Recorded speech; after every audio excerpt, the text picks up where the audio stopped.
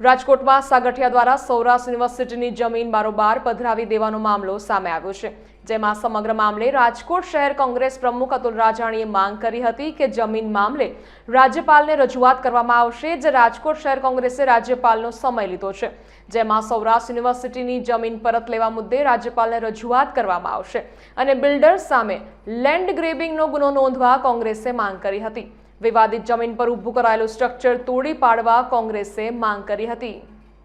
આજે મ્યુનિસિપલ કમિશનરને એક અમે પત્ર દેવામાં આવ્યો છે, એની કોપી પણ તમામ મીડિયા પ્રેસને મોકલેલી છે અને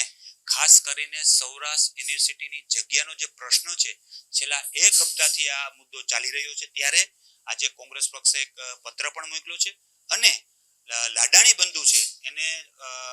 કરોડોની જે જગ્યા છે એ હડપ કરવામાં આવી છે, એની સામે લેન્ડ ગ્રેબિંગનો સ્કોડનો ગુનો દાખલ થાય અને જે તે બિલ્ડરની સામે કડકમાં કડક પગલાં લેવાય અને જે જગ્યા છે એ સૌરાષ્ટ્ર યુનિવર્સિટીને પરત આપવામાં એવી કોંગ્રેસ પક્ષની માંગણી છે। આ બારામાં ગુજરાતના રાજ્યપાલને પણ રજૂઆત કરવામાં આવી છે, એનો પણ ટાઈમ લેવામાં આવ્યો છે કે જે બિલ્ડર ખોટું કરે અને સાગઠિયાએ જે આ ખોટું કર્યું છે, સાગઠિયા તો અત્યારના હાલ જેલમાં છે, પણ આ બિલ્ડરે પણ એની સાથે સામેલ છે,